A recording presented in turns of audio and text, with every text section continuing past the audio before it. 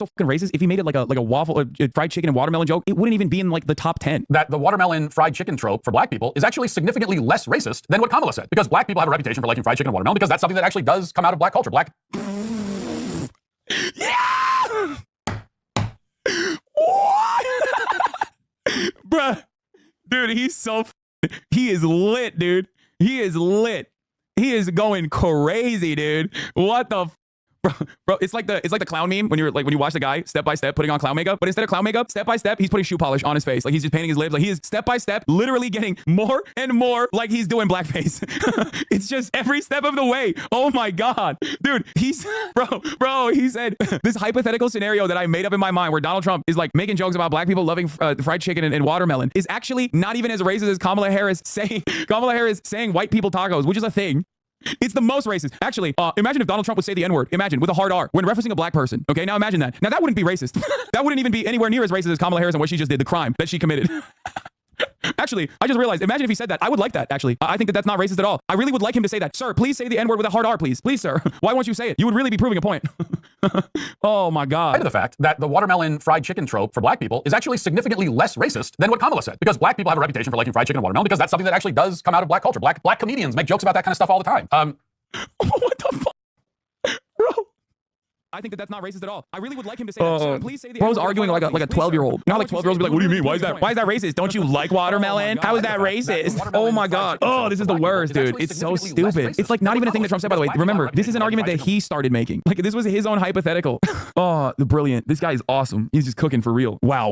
I don't get it. Black people make those jokes all the time. Okay, Tim Walz is making a white guy joke as a white guy. Why are you bent? Oh, this is so awesome. Look, I understand the historical relevance as to why, like the historical context of violence and subjugation that comes along and is a reminder when you say the N-word, and that is the obviously good reason as to why, you know, non-black people should not say the N-word. But honestly, even if it didn't exist, if it pissed off the likes of Matt Walsh to not be able to say it, I would still be on board with not being able to say it. Like even if there was no chattel slavery, no history of that whatsoever, and for some random weird reason, everybody just collectively decided non-black people can't say the N-word, just if it pissed off Matt Walsh this much, I would still be on board because it's awesome. It's so great. In his mind, there is no relevance. In his mind, that is the reality. He just thinks like the N-word is just mean words. He just genuinely thinks, like a lot of racist white guys actually think like, I don't get it. Like, why are you so offended? It's just a word. Why are you so offended? It's just a word that makes you feel bad. Like that's it. They don't comprehend like the historical significance of it. I mean, I think many of them do. They're just like being silly and arguing like this, but it's awesome. It's awesome. It's awesome that he is this bent out of shape, dude. Change that reality for some reason. But here, I'll give you more historical examples. Whiteness being a political concept and one that has expanded throughout time. If you go far back in time, you will recognize that Benjamin Franklin famously considered even Germans to be not white. Here's the passage. The swarthy Germans passage from Benjamin Franklin. I read this yesterday. Why should the Palatine Boers be suffered to swarm into our settlements and by herding together establish their language and manners to the exclusion of ours? Why should Pennsylvania, founded by the English, become a colony of aliens who will shortly be so numerous as to Germanize us instead of our Anglophone? You missed this look? You're delusional, dude. Come on, I look so much better now. Anyway, that sort of joke comes from a place of recognition and affection, really. Like it's not offensive. There's nothing offensive. Fried chicken's great. Who doesn't like fried chicken? Yeah, it's on the level of like making a joke about how Asian people are good at math. It's like, yeah, it's stereotypical. They're not all good at math, but it's not bad to be good at math. It does come from a place of like a lot of them are good at math. Yeah, all of this ultimately stems from Matt Walsh just like wanting to be racist and being upset that he can't be racist because of some like secret societal reason, and then continuing to just like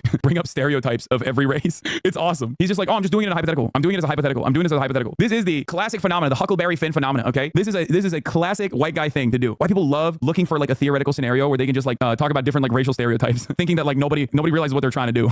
Yeah, no, it's great, man. Thanks. On the other hand, the mayonnaise thing for white people is it's purely spiteful and hateful. There's not any kind of affection in it. There's not any kind of recognition. This is literally, oh my God, this is the destiny argument. Aren't they all Kamala writers now because that's the Democratic Party's choice? I wonder how they feel.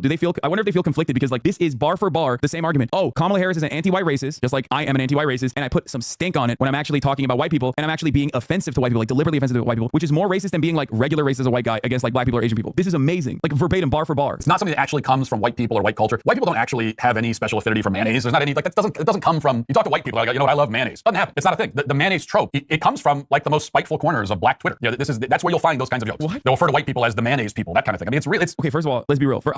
It's a very white trope of mine, but like I like mayo, and like no, white people do love mayo. Like that's crazy for sure. Like I don't know why he's over here being like, oh, the mayo trope. Where did that come from? It must be some of the most spiteful corners of black Twitter. Yeah, dude, black Twitter invented the joke that white people like mayo. The reason that black people are associated with watermelons is because former slave owners were smearing freed enslaved people who had taken to growing watermelons to sell. Yeah, it's also like a part of the racist cartoonish depiction of black stereotypes as well. So anything that is associated with that is obviously still going to have that same similar like white supremacist resentment. Like that's it. That's where it comes from. It's a dumb insult. It's really stupid, but it's quite like spiteful. It's just like a hateful, we hate you and don't like you. you kind of joke. So it is an insult that some black people came up with to make fun of white people. It's not good-natured or friendly or grounded in any kind. Dude, he's literally just butthurt. Oh my God, he's such a little baby, dude. He just said all stereotypes for all non-white races are true and good and valid, except for white people in Mayo. Oh my God. Affection or recognition at all. So what Kamala said is worse. It's significantly worse, and yet it barely raises an eyebrow. This is the greatest 5 minutes and 52 seconds I've watched of Matt Walsh. I want more of this. I want to see him like get mad at other like anti-white racism moments. Like it's awesome.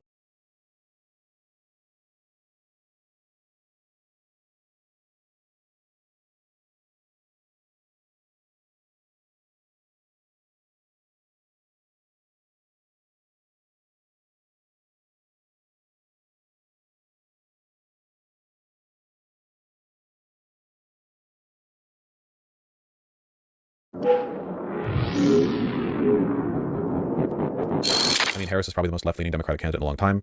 I assume you just mean, like, who won the primary, as opposed to one that would include Bernie Sanders. But in European parliamentary politics, she would fit in perfectly with our stinky sock damn parties. I mean, maybe. Europe really isn't that left-leaning, you know? The whole, like, Bernie Sanders would be a moderate politician in any European country has always been bullshit. He would be pretty far left in basically any, you know, in a comparable position in any European country. Yeah, Europe's pretty racist. I don't think they would let her be president in any European country. Has Bernie advocated to decommodify housing? No, nobody wants to decommodify housing. Nobody's cool. How far left is AOC? Stop thinking in people. Stop thinking in terms of people, okay? Stop thinking that. What does this person think? What does that person think? The only person who you know how they think is you. You're alone. You'll never be able to connect to another person's mind. It's over. You were born alone, you'll die alone. Stop obsessing over what other people are, what they think, okay? What can you do? What is your life? What does AOC think? Who cares? I don't think about her. You want labels to stamp onto everything. What is this? There is no permanence. The atoms that made you up at the beginning of this sentence are different from the atoms that made you up now. This was Bernie Sanders' policy on housing. End the housing crisis by investing $2.5 trillion to build nearly 10 million permanently affordable housing units. Protect tenants by implementing national rent control standard, just cause requirement for evictions, ensuring the right to counsel on housing disputes. Make rent affordable, make Section 8 vouchers available to all eligible families without a wait listing.